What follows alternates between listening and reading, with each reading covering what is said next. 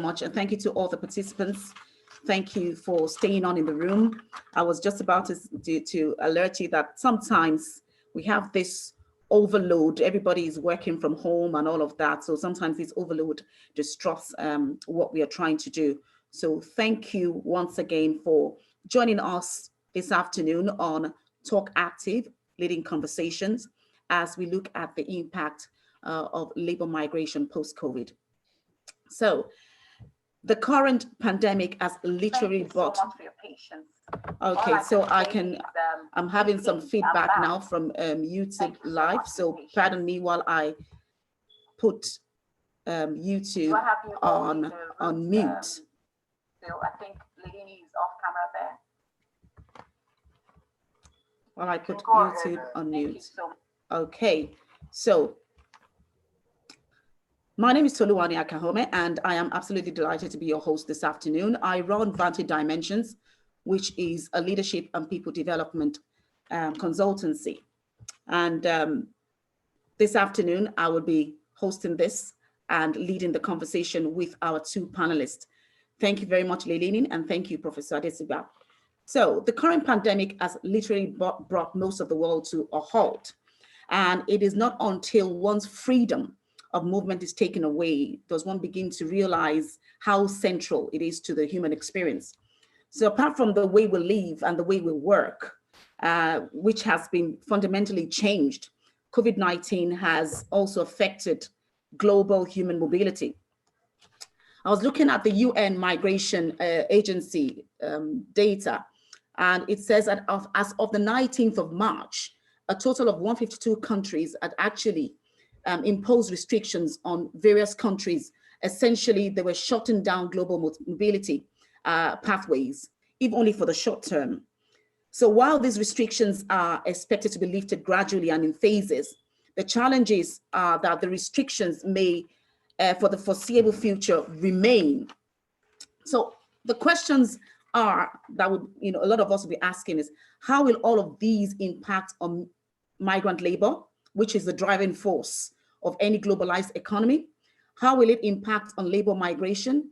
How destructive will it be, for example, for the global food supply chain, when migrant workers can't access the agricultural fields? How challenging will it be for those who have temporary work visas to renew their visas? All of this conversation, what are the implications for the continent of Africa, where a global workforce, the workforce in those economies depend on migration, labor migration as a salvation out of poverty. So we have two leading voices this afternoon to join the conversation, to discuss it with us and thrash it out. And I'm really pleased to have with us this afternoon Professor Adesoji Adesugba and Lalini Veerassamy. Lalini is the Chief of Mission, International Organization for Migration, IOM Ireland. She has specialization in labor law and immigration law. She's an experienced international labor consultant and has worked with international organizations such as the LIO, the UNESCO, and the OHCHR. And she's also worked with the IOM since 2008 and has served in various capacities across many countries. Professor Adesugba is an accomplished expert in organizational development and institutional reforms. He has combined the best in private sector entrepreneurial acumen with an expert ability to navigate public sector practice. He is the former technical advisor to the Minister for Labor and Productivity in Nigeria, and he is also the former chairman of the Industrial Arbitration Panel, a federal government of Nigeria agency set up for the resolution of industrial disputes. Currently, he serves as a provost and is also the founder at the Business Entrepreneurship Skills and Technological Center, a skills development and entrepreneurship center geared towards reskilling young people. He also works for a German company on migration issues. I am really pleased to have you this afternoon, and I hope that you can all hear me. Thank you very much for staying with me in the midst of all of this technological challenge. Professor Adesugba and Lalini, you're welcome. Thank you. Thank you. Thank you, Thank you. Excellent. Lalini, I know that you have, before we go into the questions, you have some a presentation to share with us this afternoon. I'm going to put that up. So bear with me a moment when I set that up. No problem.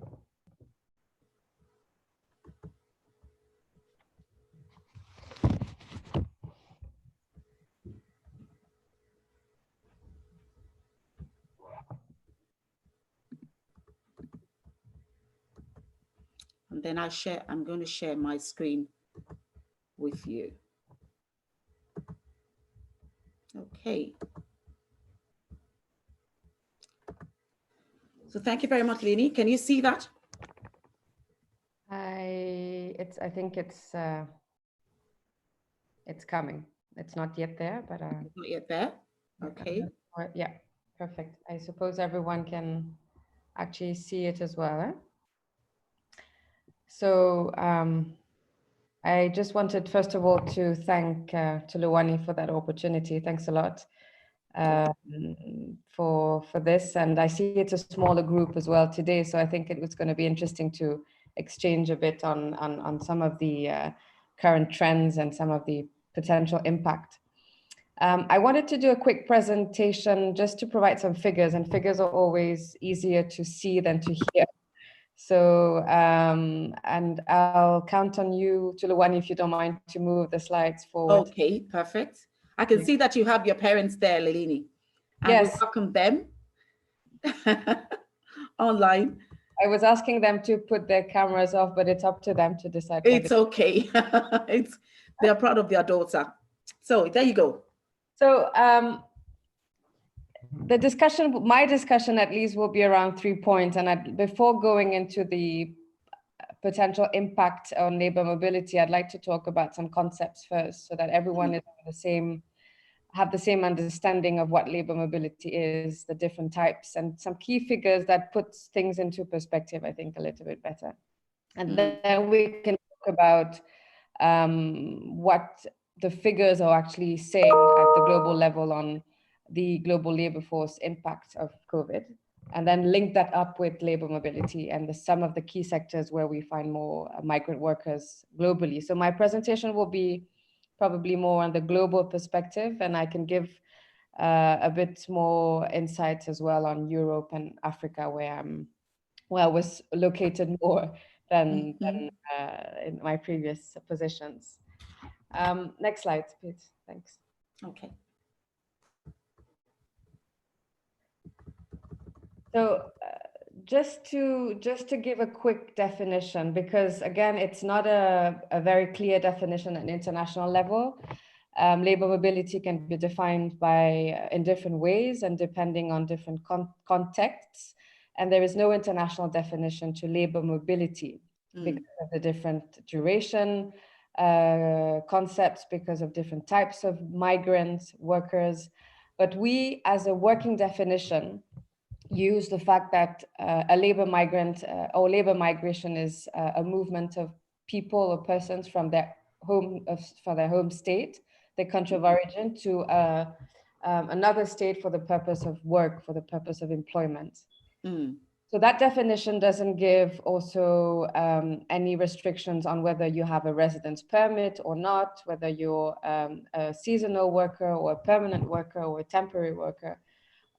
Or a business worker. Quite a broad definition. I think it is important to take that into account when we're talking about the impact, because it will impact naturally the different types of movement and different types of migrants. Now, if you also look at data, and that's deriving from the World Migration Report of this year, which we issue every year, IOM, out of the 7.8 billion people, you have 1 in 7 today which are moving, or people on the move. So 1 billion out of 7.8, we are almost reaching 8 billion. 1 in 7 or 8 is actually migrants. And it's not all of this figure that is international migrants, because you have only 272 million who are actually international migrants. Most of them are moving within their own country or within their own region. Depending if we're talking about a free movement region such as ECOWAS, then you would not calculate it necessarily as intra-regional or internal migration. So that's 272 million who are international migrants. And that equals to around 3.5% of the world population. Not a significant amount, but it's still an important amount of people moving still, regardless, and moving mainly for economic reasons. Because if you look at the ratio of international migrants in the working age population, most of them are within that age group, and we'll come to the data on who are the international migrant workers, and you'll see how important that ratio is. I wanted to mention also some figures on remittance, because that's very important, and it's linked to labor mobility, and that's one of the impact that we actually see right now, is that this important figure that you see is given by the World Bank, which is 689 billion USD in 2018 of people sending money home, and it's not foreign direct investment for investment, it's it's remittances, so it's differentiated with FDI. That's a big figure, which we'll see right now what's happening with that figure eventually. Yeah. And I'd like to also mention, if you look at the ratio of the global labor pool, which is estimated at around 3 billion workers, the labor workforce globally is around 3 billion, then that equals to 4.7%. The labor migrant equals to 4.7% of the global labor force. So again, it's important not to overstate or understate sometimes, because we usually tend to think that the numbers are very high. It is, if we're talking about millions, of course, but it's also quite still a very low, at least official statistic that we have of numbers of people moving. And I say official because these data are, of course, data that are official data coming from censuses or labor force surveys. So obviously we're not capturing the workers either as irregular workers, overstayers, or necessarily the informal workers. And I mentioned one last figure as well of child migrants, because maybe not in the European context as much, but in African or Asian context or Latin America, you'd see, of course, issue regarding child labor. And child migrants is estimated at least at 31 million children moving for different reasons. If you look at that distribution of who are those 164 million migrant workers in the world, the data is interesting because you see that more than half of that population is in Europe and North America, but a significant amount still in Asia, of course, and to lesser extent in Africa and Southeast Asia, Pacific, and Latin America. What I wanted to mention there is also the issue of intra-regional migration, because you'll see also data, whether it's the EEA community, the European community, or whether it's the ECOWAS community or other regional economic communities promoting free movement.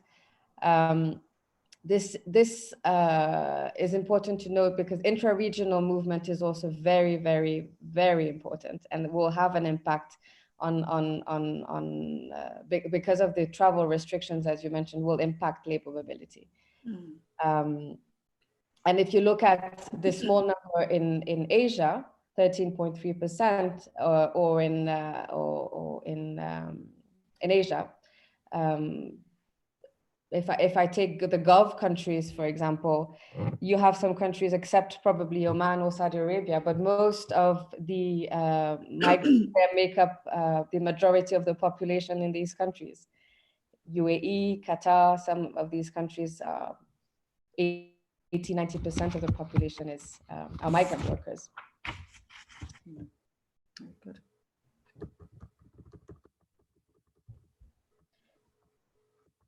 We know those pull and push factors. Naturally, we all know that some of the push factors are linked to economic prospects, economic opportunities, poverty. Climate change is growing. A lot of movements are due to climate change and natural catastrophe, low wages, political instability, but also the pull factors. What pulls people to a country of destination for work, being opportunities related to employment, learning opportunities, better living conditions, peace and security. But why I wanted to mention that is that this will link also with the impact of labor mobility post-COVID. If you have countries which will be more affected by labor mobility and therefore have an increased rate of unemployment or lack of economic opportunity or political instability, then that would obviously trigger more movement. And so that's important to take into account as well. The next slide just gives you a quick categorizations of different types of mobility. Because when we talk about labor migration, as I said, it's not just one group moving. You have groups moving for different reasons, with different skills, with different time frames. So obviously it touches highly skilled and talents, and we'll talk about that. Low and to semi-skilled, mainly in the construction, manufacturing, domestic work. These are key sectors right now. The student migration, but linked also with students working part-time, tourism and business. Then we talk about more permanent migrants or temporary migrants or the seasonal migrants that we're hearing more about, especially in Europe, on countries needing seasonal workers right now for the agricultural sector. Internal movements, as I mentioned, and whether we call them with legal or irregular based on their status in the country. So these are important to, again, to take into account when we're going to understand the impact, because they will be impacted differently, and labor mobility will be impacted differently based on the different types of migrants and types of mobility. I took some of the figures, also recent figures from the ILO, the International Labour Organization, that I think is probably right now the entity that can collate as much data from different member states to really understand what is the impact globally right now. And the information is interesting, and I'll link it up with migrants and migrant workers after that. But if you look at the numbers of people affected, of labor force affected today, the data is giving us that 2.7 billion workers, which is pretty much 81% of the world labor force, is affected by that. And one should not forget the informal sector, of course, because as we know, in regions like, in continents like Africa or Asia, the informal sector is very high. It's 85% in Africa-ish, 68-ish% in Asia as well. The sectors that are mostly affected right now is, as we're hearing in a lot of countries, is the arts and entertainment. It's the transport sector, the accommodation and food, the real estate, and that's also linked with construction, wholesale and retail trade. I just found an interesting article in The Guardian talking about the fashion industry, and that was interesting that they were mentioning that because fashion industry is so big worldwide and so interconnected with this labor chain, supply chain, it's a business of around $2.5 trillion. And it's the estimate is that 80% of the listed fashion industries in Europe and North America will be affected post-COVID. And that means when we look at labor mobility, or at least the supply chain, that means that around 300 million people will be affected with a sort of the domino effect, even affecting garment workers in countries like Bangladesh, like India, Cambodia, those traditional countries where most of the work is outsourced for fashion. So that's quite an important figure just for one sector. And It's also important to remember the sector, the health sector. And the data we're seeing is that 136 million workers are currently working in that sector. The social and health, so social also including caregivers, but also the support workers, people in the cleaning sector and so forth, who are working, still working and are more at risk of contracting the disease and at the workplace. And 70%, of course, we know that a lot of women work in those sectors, and 70% of the jobs are held by women.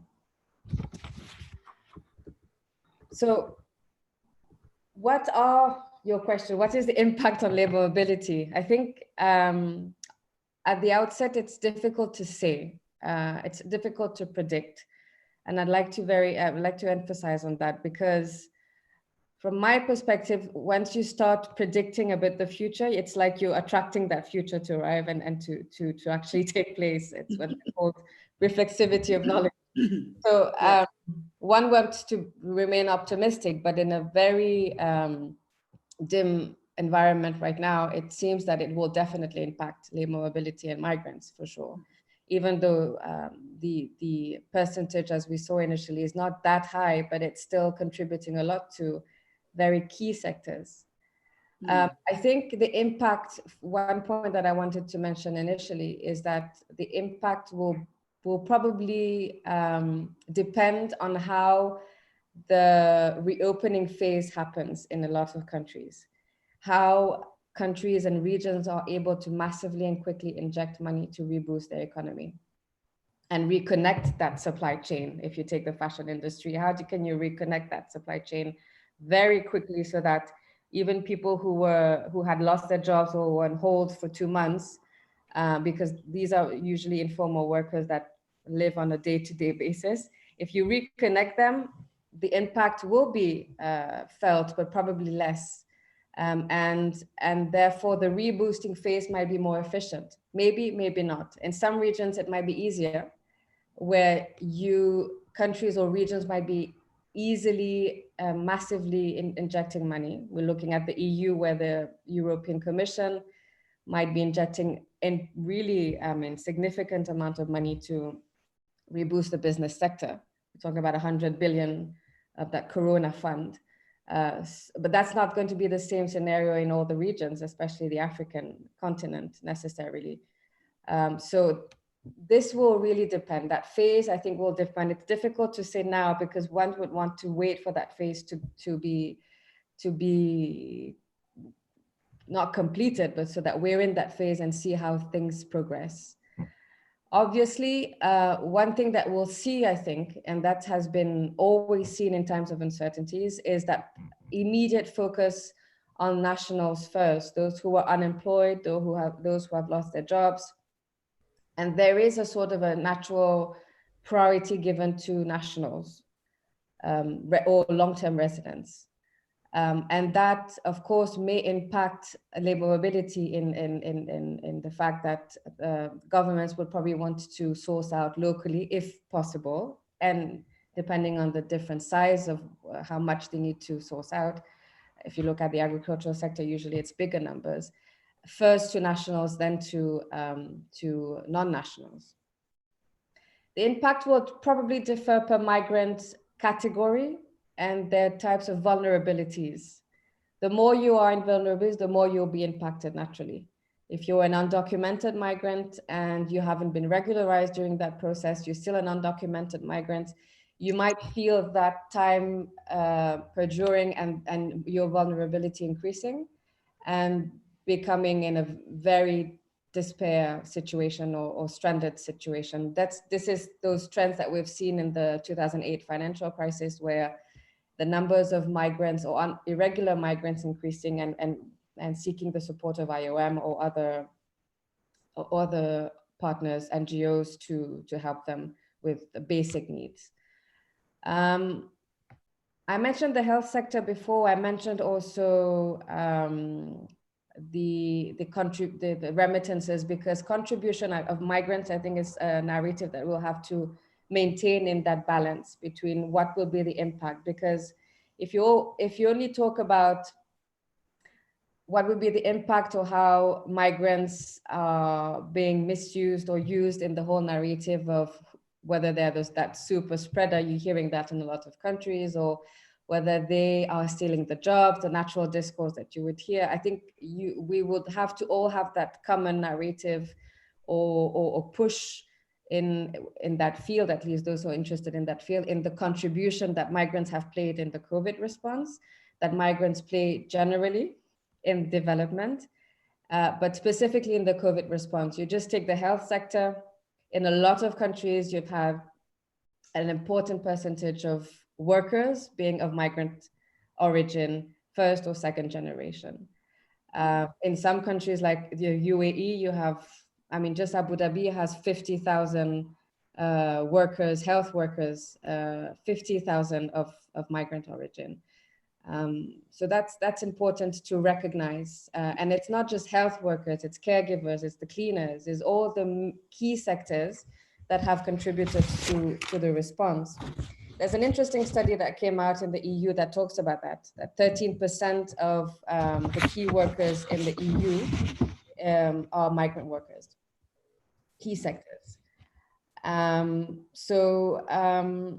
Contribution of migrants, the decrease in remittances, I think, will have an impact on labor mobility and the impact of labor mobility back home.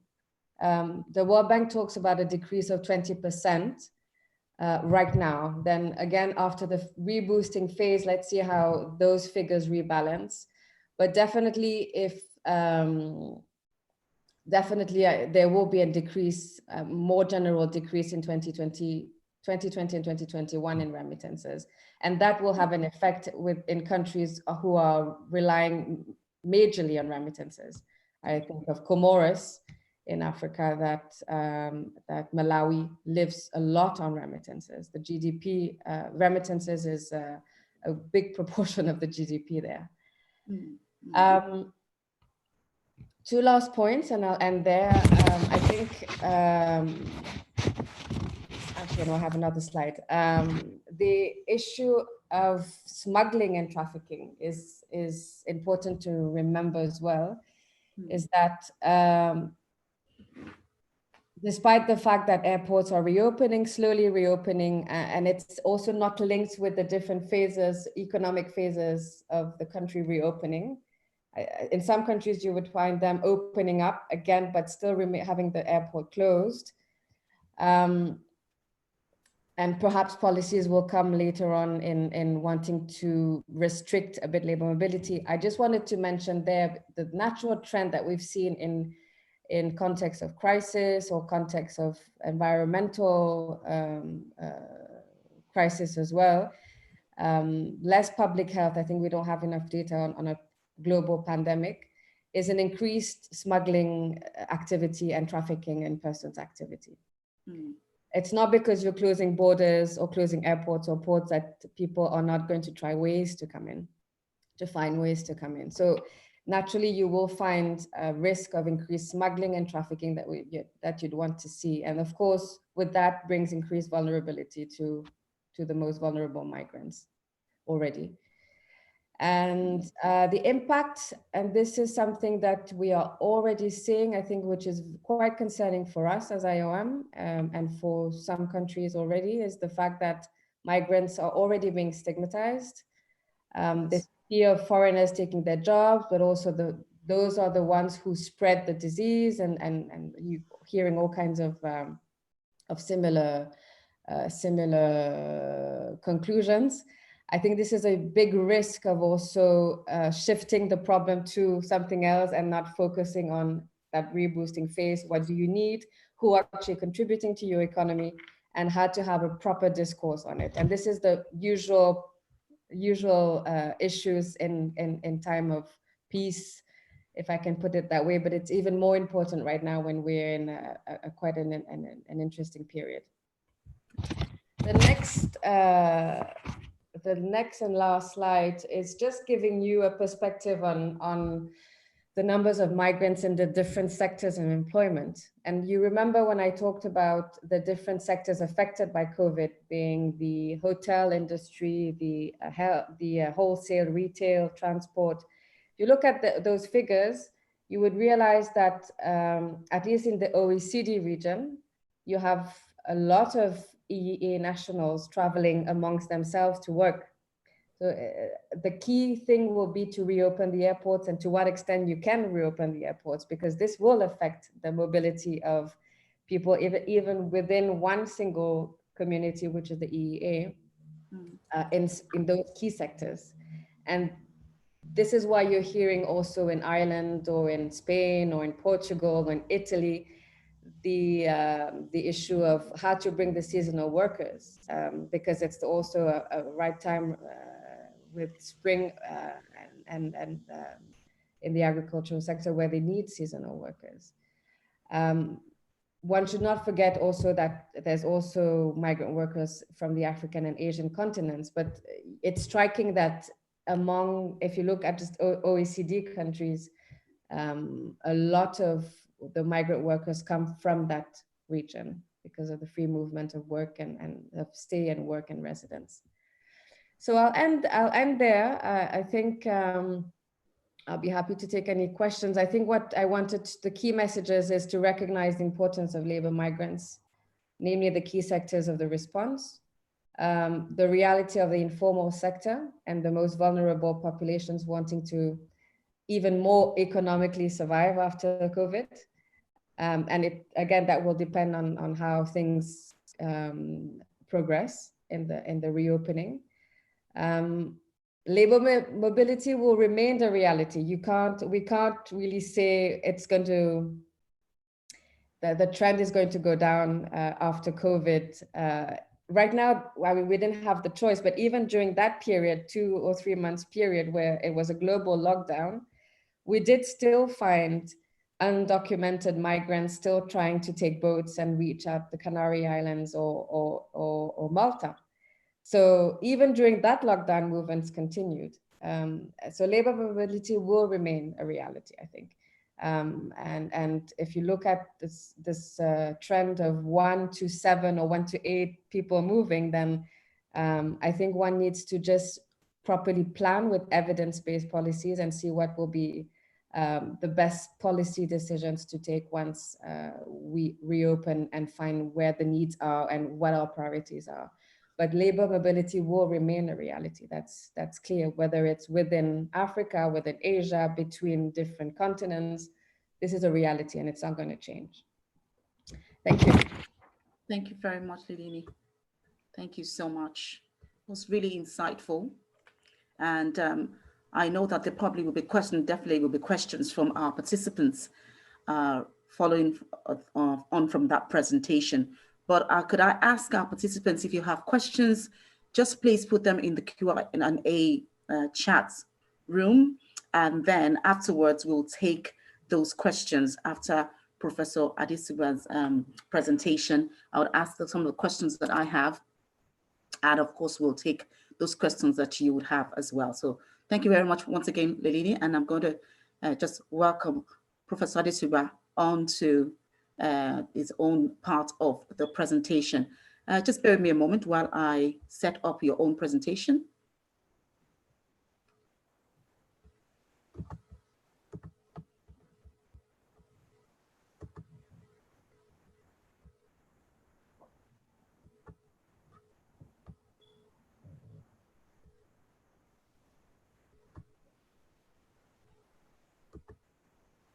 I'm trying to make sure that no more hitch.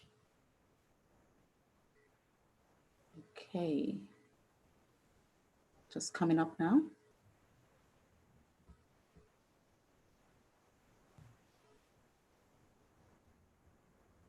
Okay, perfect.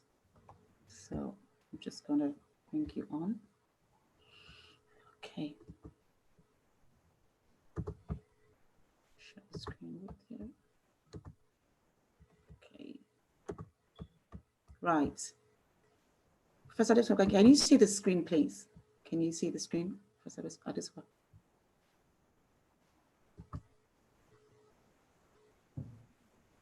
Can you see the screen there?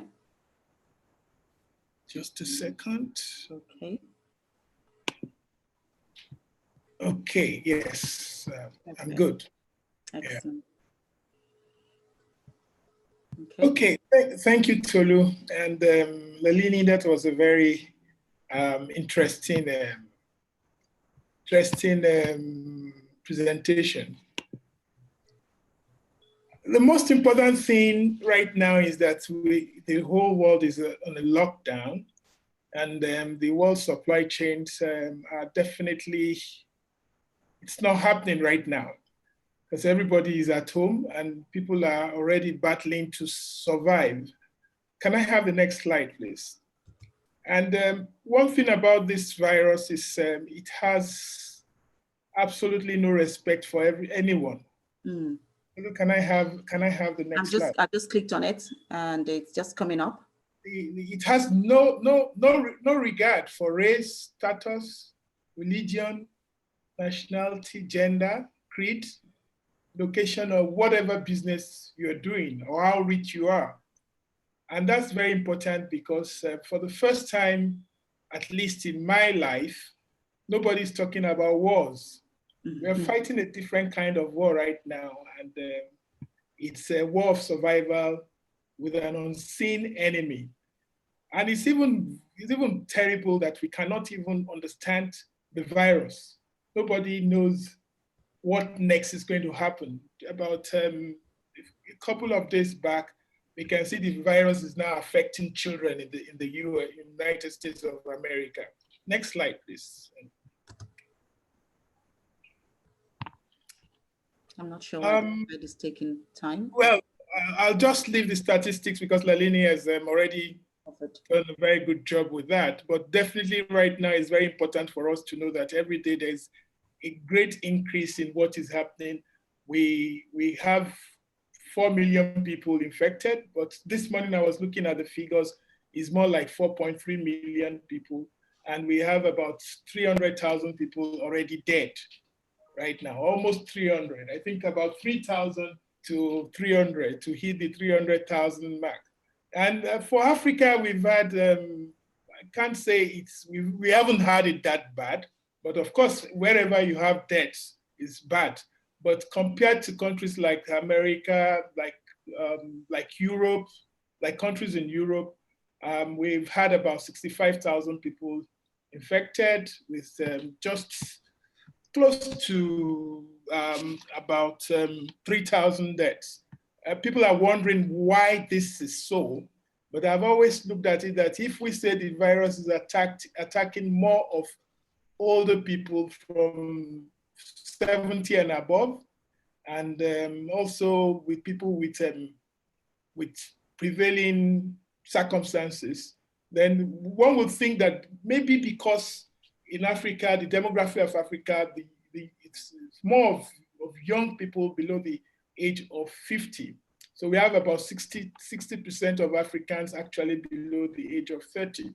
So maybe that's why, just maybe that's why.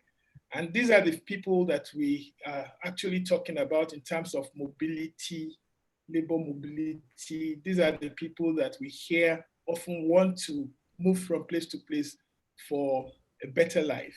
Can I have the next slide, please?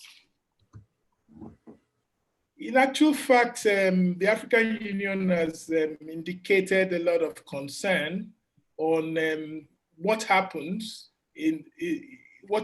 to refugees and African migrants, and especially internally displaced persons caught in the crossfire of this current global health crisis. And of course, we've had quite a number of crisis management situations coming out from African countries. Next slide, please. Can I have the next slide after that? Virtually all countries in the world have kind of placed travel restrictions in all destinations due to this pandemic. The United Nations World Tourism Organization indicates that 100% of destinations now have restrictions in place. And out of this, about 83% have had COVID-19 related restrictions in place already for 4 or more weeks. And as of now, so far, no destination has been lifted. The implication of the proposed travel restrictions, of course, on migrant workers is very problematic. The problem associated with those who were caught by the travel restrictions in other countries is leading to this category of migrants from suffering untold hardship. Of course, they'll get no assistance from host countries. Yeah. Some of them who are illegal, more so. They will also be more likely to be exposed to the virus and have no access to medical facilities. And indeed, what we are hearing is that in some countries like China and Spain and some countries, migrants have been stigmatized. And we've had quite a number of reports especially from the Guangdong province in China, where Black residents were barred from transportation, from going to malls, booking hotel rooms, and having access to medical facilities. Usually, most of them are stigmatized as carriers of the virus. Traveling to Africans is not new. It dates back to centuries, and it comprises of those who had willingly migrated to other countries, either through search for better conditions, or through trade, or students, or some who are forcibly removed. And this dates back to 14th century and even before then. So definitely, like Lalini said, it's not going to stop. It shall continue. And even currently, as we have the lockdowns, some people will still be trying to move to other countries. So can I have the next slide, please? Okay, this is just some quick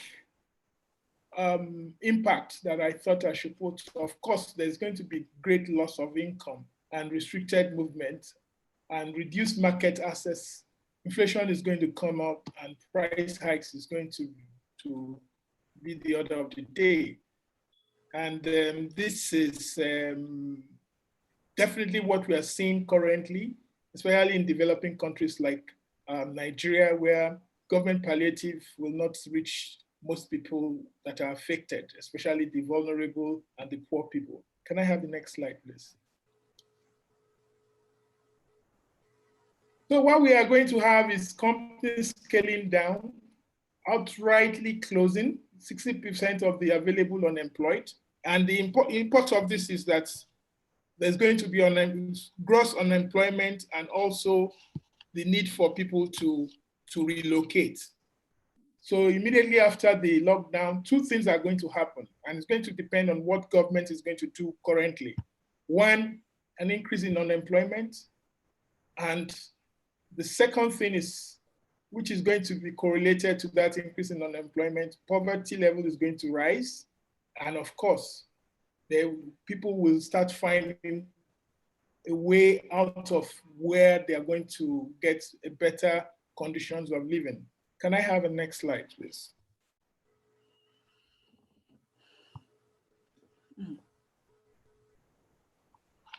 Can I have the next slide? Okay.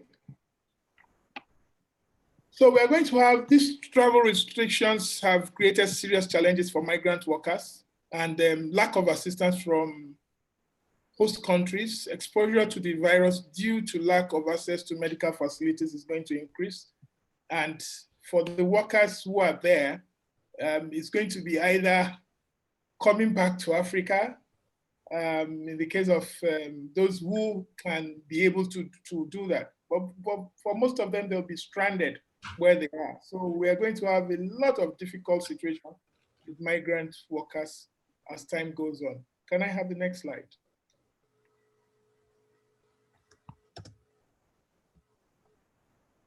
I think that's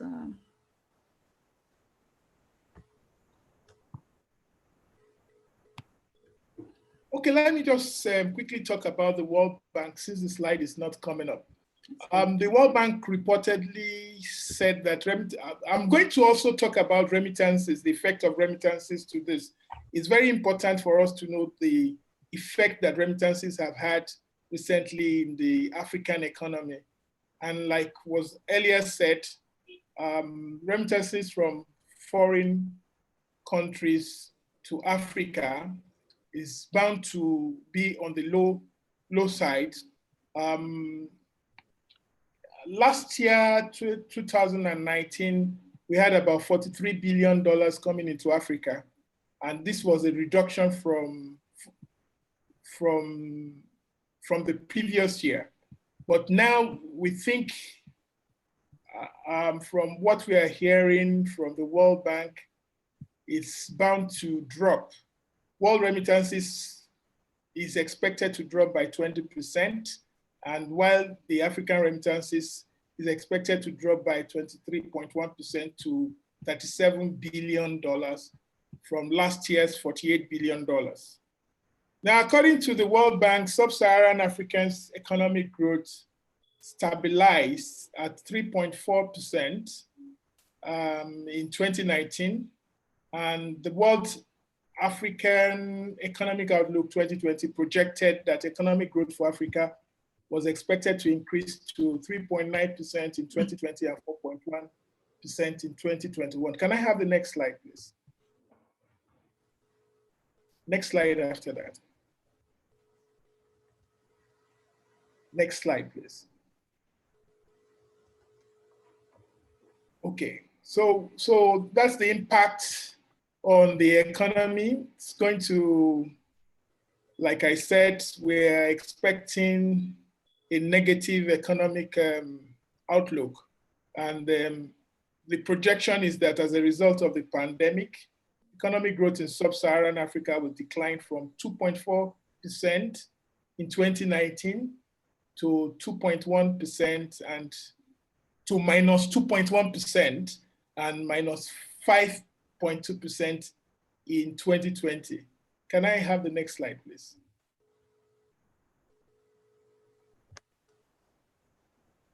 So it's we are going to come into what we call another recession. The first time in 25 years, we're expecting Africa to move into recession.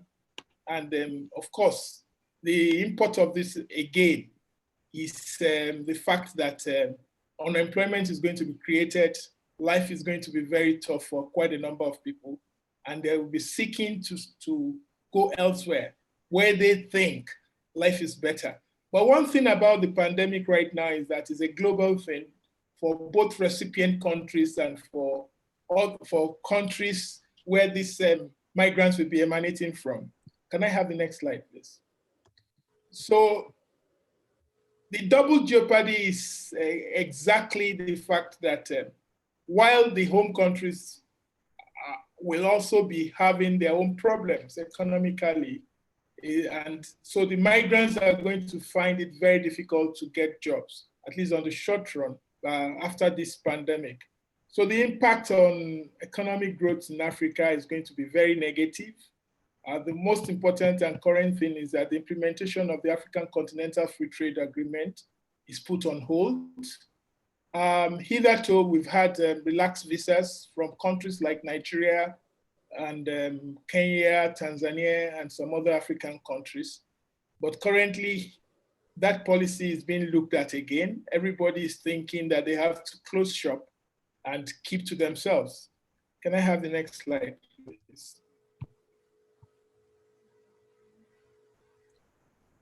So it's very important for us to note that before the COVID-19 pandemic, most African countries were encouraging their skilled diaspora citizens to return home to contribute to the development of African nations. But despite this, more Africans were also going out. So most of these countries have developed some form of resettlement programs for returning migrants. I expect that there's going to be an increase in the number of migrants coming back to their countries. And there will be more of such programs taking place in Africa. One way of discouraging migration and encouraging the diaspora to return is for African countries to create an enabling environment which can reset their economies. I think this is an opportunity for African countries to actually reset their economies. it's very apparent that as for most of these countries that the health sector had been underdeveloped for quite a number of time. And this is the time for them to actually start thinking of investing more in health, investing more in education. Then they can also use this opportunity to plan and develop projects, especially in infrastructure. Once we can do this in Africa, then on the long run, the COVID-19 pandemic might be seen as an opportunity for them for economic development, because where productivity is actually increased due to increased investment, transparency, less corruption, and is bound to affect productivity, which is going to create jobs. Can I have the next slide, please?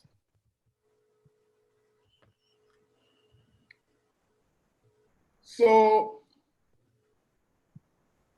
okay, this slide is actually saying the likely attempts in eliminating the infrastructural deficits. Okay, creation of enabling environment to reset the economy. This discourages migration, because if there are jobs in Africa, if there are jobs in the nations, then the likelihood of people wanting to go elsewhere to look for better opportunities will not be there.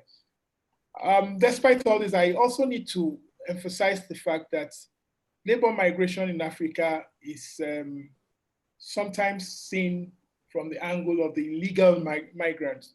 But there are quite a number of skilled labor that actually leave for other countries that are, can I say, use the word poached by such countries. Even during the COVID-19 crisis, we've had countries like United States of America asking for health workers from countries like Nigeria, relaxing their visa regime for such countries. Can I have the next slide, please?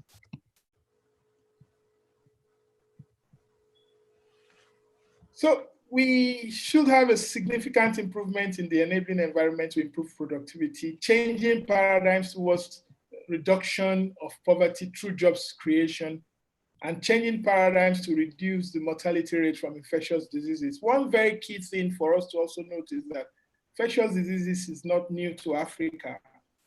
Indeed, when you talk about the COVID-19 pandemic, it's like child's play to what is happening to Africa right now. The WHO statistics indicate, just for Nigeria alone, that every year we have about 250 people dying from tuberculosis. We have another 300,000 people dying from HIV, and we have quite a number dying from malaria, not to talk of the crisis in Lassa fever and other kind of diseases.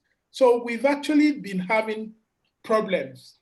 They may not have been pandemic, but we've been having epidemics in Africa for as long as I've lived.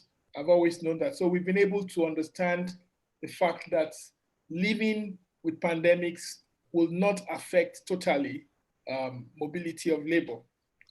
So we think that this time around, maybe this is an opportunity that the world is actually looking at things like communicable diseases, that African countries can actually pay more attention to the reduction in the mortality rate from infectious diseases. Can I have the next slide, please? Okay. I think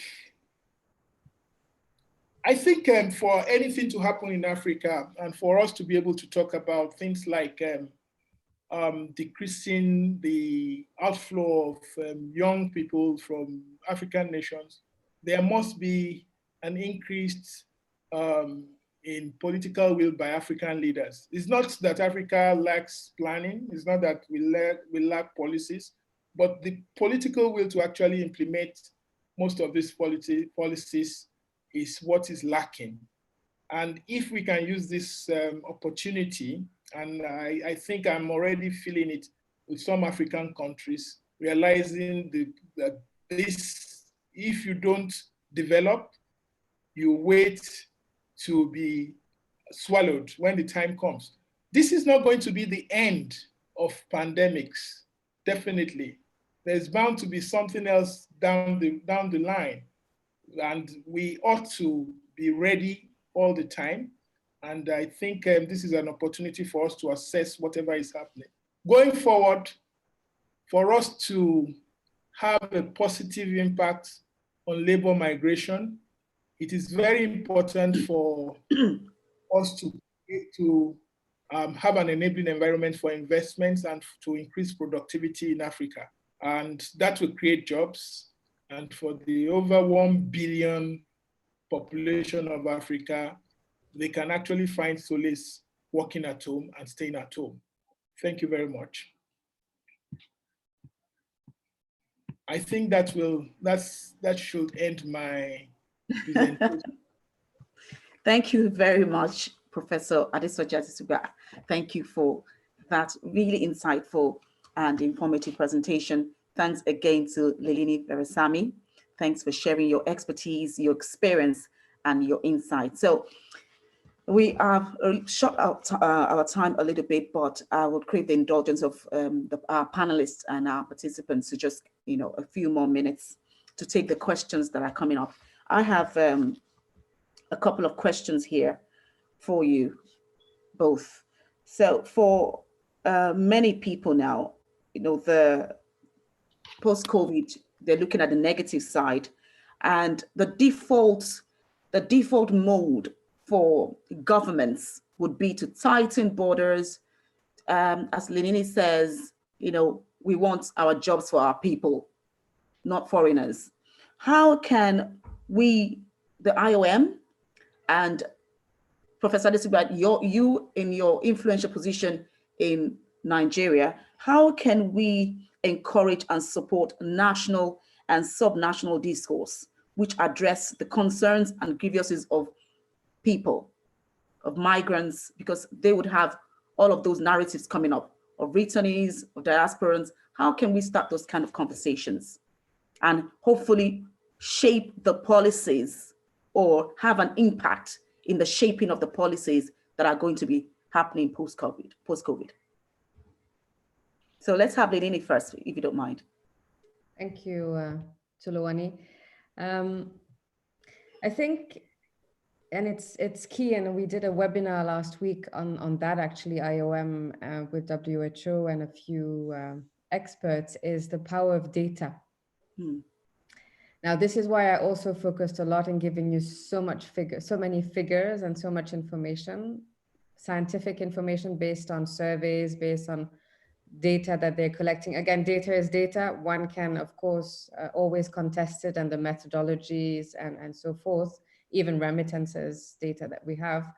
But it's about ensuring that we're trying to give accurate and good data to what's happening, what are the impacts, what are the numbers of migrants affected or not, or in the country or not, evidence-based policies. I think this is key. If we have that type of approach, again, not all countries would want to get those data, want to use those data, as we know, but this is key to have a proper discourse on the issue of migration, and hence not, even if there's a decision to tighten visa regimes and so forth, that migrants are not used for that specific policy, or because of that specific policy, are used as the scapegoats or the targets. One thing is clear, and Professor also pointed that, is that labor migration, as I said, will continue, will probably increase irregular flows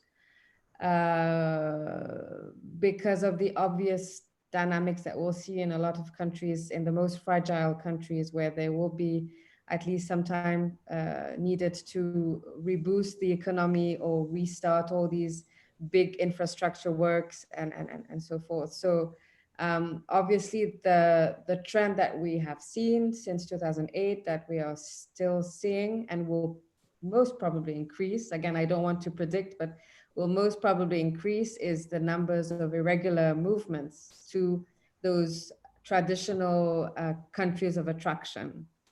Now, I want to take perhaps the, if you allow, Toluwani, the question from the Abuja Chamber of Commerce, Mr. Begena, because I think it's in continuation of what I wanted to say, is that what can we do, or what should be done I think a few things we need to think of. Yes. And if you want to, perhaps Professor wants to answer that, and that we can move to that question. Up to you. I think that question was addressing what, during labor migration, in which direction would labor migration be flowing post-COVID? And which areas would you advise that, I'm just reading the question, and which areas would you advise that intending labor migrants focus their attention on? I think there's a few points there. It's obviously the question of information dissemination. Giving good information is the main challenge of migration and planned migration. Is giving as much information to potential migrants wanting to cross by sea or wanting to regularly go to any countries, is really explaining on the risks associated with that and giving proper information on what's happening. Yes. That they don't get or feel stranded once they arrive in that country of destination. Professor mentioned that is about trying to strengthen that that will, at least from countries in the south, and I'm saying south is not just Africa, but also in the south, of wanting to strengthen that south-south cooperation.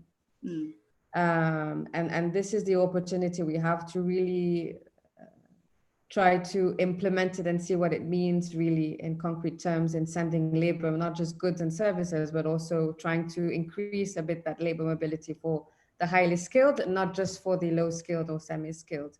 And of course, I mean, looking at some other opportunities for labor mobility, so that also reality of wanting to go to Europe only is also then given more, we give more diversity to those options through proper labor agreements, labor migration agreements. Again, with all the risks associated with the some of the risks associated of wanting to send workers to some of countries that we know migrants might be more at risk. But I mean, there still be, and China will continue being the main manufacturing, the country with the biggest manufacturing sector. So there will be opportunities, but also trying to find that balance through proper agreements, because these are also lacking in a lot of. Can I just jump in there for a moment, Lalini, just to explore what the previous point you made about other options for labor mobility, especially from people on the continent of Africa who see Europe and America as maybe the only destination, for their mobility. I'd like Professor Adesugba to just chip in there, just lend your expertise to that. Are there other options that we can bring to people, especially on the continent, apart from seeing Europe and America as the only destination for migration? Are there other labor mobility options? Of course. Apart from the fact that Africa can develop its capacity, skills, and also skills of its teeming young population. Not just labor migration is not all bad. As we can see, for us in Africa, it's a very critical aspect that we depend on in terms of remittances that comes in.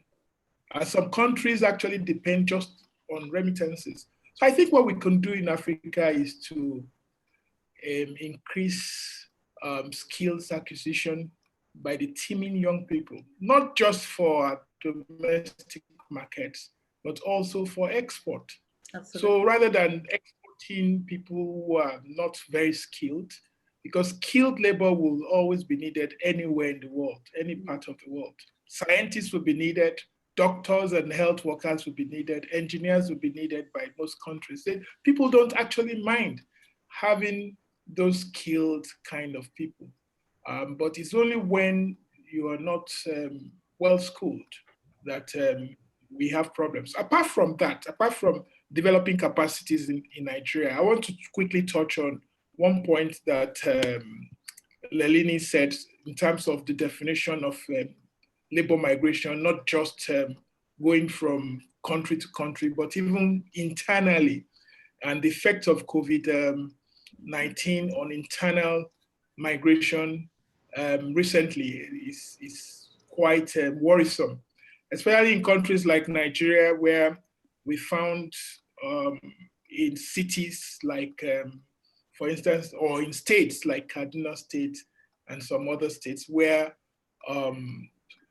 the homeless were all gathered and taken to their home states. So we had a lot of distortions. And we had people trying to come to the cities, quite a number of people trying to go to Lagos that had been evicted from other parts of the country.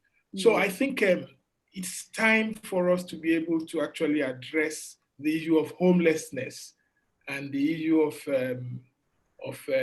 street children who have not gone to school. And invariably, these are the kind of people that you have who are desperate enough to go through the Sahara Desert in future. So if we don't address that right now, and there is an increase in unemployment, the waves you've been having of migrants trying to cross the sea to Europe is going to increase. And don't forget that as we're talking about this, this is not on the short run. No one knows how long this is going to be. You also look at the birth rate, the increased birth rate in Africa. For instance, in Nigeria, is a 2.5% birth rate. It's quite high. Every year, you have about 5 million new additions to the population. So that also is a stretch on the impact in future, which we must plan for adequately for. It could be an advantage. That is, if we plan and if there is the political will. Like I always tell people, it's not out of not planning. Most African countries really do plan. But when it comes to implementation, we fall short. And this is an area that we must really take seriously. And also the issue of corruption, which also eats the. I am aware that African countries are taking this seriously now. And if we can take the whole hog and be a little bit more transparent, then maybe we can have our factories opening up again and our teaming youths having something to do. And this will stem the tide in future. Thank you very much. Thank you. I'm just going to remind our participants, we're just going to round off in about 5 minutes. If you have any other question, please do put it out there. I just have a quick question here for Lalini on the issue of stigmatization and discrimination as a fallout of COVID-19. How can that best be addressed in communities? So for example, here in Ireland, you're based here in Ireland, and Europe, UK is very near us. We've had so many deaths of Black people in the UK. What are those fallouts of stigmatization and discrimination that we can address very quickly post-COVID? How can we best address them? I will come back to evidence-based. So having as much information and figures to really counter those be it on online, or if it's a public or official statement, or if it's through, I mean, we have a lot of, as you know, online sharing today, which is more difficult to counter argument because, I mean, the system is how it is. I think a lot of data is needed, a lot of figures. Even here, if you take the figures of how many workers migrant workers were in the health system and working in the COVID response from India or from Philippines as care workers, I think this needs to be presented. That's what we've tried to do also on our IOM platform. If you see, if you have a look at it, we've really tried to portray the contribution of migrants. And I think this is the role that not just government should take, but also NGOs and diaspora organizations like yourselves, Toluwani. I mean, what you're doing already in trying to connect your country of origin with diaspora in Ireland, this is a contribution that that should grow, and the role that you should, I mean, you meaning the diaspora organization should take forward to really showcase what the contributions of migrants are. And I really focused on that on my presentation. Is this is something that we'll have to do all together, and not just IOM. We have that, yes, we have that capability to be extending it more worldwide, but everyone has a role to play. Each NGO, each diaspora, each individual has a role to play there. And the more counter argument you come forward with in saying, well, no, they were not the super spreaders. No, they have, or no, the study doesn't show that you have COVID because you're from this ethnic background more. There were some studies that came out, as you know, in the US or in the UK, which was interesting because most data that we have at this point is not disaggregated per nationality or per ethnic background. I mean, there's no country that can do that at that point. They can only disaggregate by sex and by age, but not as easily by nationality or ethnic background. So I don't know where these assessments were done, but I think this is key. We'll have to do, and it's not going to be easy. It's we're in a political dynamic also in a lot of countries where it's not going to be easy to do. But I want to salute what you've done today, Toluwani, because this is a contribution that you're giving. You're trying to connect regions together. I think this is where the role of the diaspora is key in even bigger, not just these types of soft skills, but bigger investment, coming together as a diaspora to support your country of origins back home. Haiti was a good example during the earthquakes. I mean, you've massively Haitians abroad helped in the reconstruction of the country. The diaspora is definitely key. All the remittances is decreasing, but we know these numbers, we can't capture the informal ways of sending money back home or supporting a family back home. So I'm sure there will be still a good contribution of the diaspora from living abroad. Thank you very much. Any last words, Professor Adesugba, before we end this webinar? Just want to say thank you very much. Any last words? On the short run, this is going to affect all of us. We are not expecting much in terms of diaspora funds, considering the fact that most of the people living in the country are dependent on this. It's really going to affect the economies of most African nations. Going forward, we hope that the world finds us a cure. But we also want everyone to also understand that we have been looking for cures for malaria, for tuberculosis, and for HIV for a long time. So maybe they should not just look for a cure for COVID-19, for the coronavirus. They should also include cure for those communicable diseases that is taking the lives of millions of Africans every year. Thank you. Thank you so much. I want to say thank you so much to all our participants for staying with us up till this time. Once again, I want to apologize for that technical hitch we had in the beginning. I'm learning even to have a lot more patience with myself, even in the midst of all of this. So it's all a learning for every one of us. Thank you so much to Professor Adesoji Adesugba and to Lalini Veerassamy for your time. And thank you to your parents as well for staying with us up till this time. Thank you so much. I'll just ask you to follow us, Vantage Dimensions, on social media platform, on YouTube. Also on sent out a link of that YouTube channel to all our participants and to our panelists, just in case you want to watch it again. So definitely please follow us, Vantage Dimensions, on Instagram, on Facebook, and we'll definitely keep in touch with you, the other things that we have. But this is a discourse that will continue. And I want to appreciate once again our panelists who shared their expertise, shared their experience, shared your insight. It's really been, for me, really beneficial. And I know that a lot more has to be done, a lot more conversation, a lot more action for us in diaspora to ensure that things work better than they had pre-COVID. Thank you so much. And thank you again to all our participants. Have a good afternoon.